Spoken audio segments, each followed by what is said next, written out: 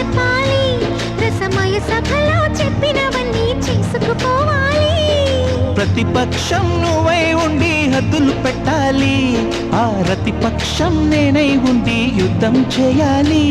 నా వలపు కిరీటం తలపైనే ధరించు, నీ చిలిపి ప్రతాపం నిలువెల్లా చూపించు.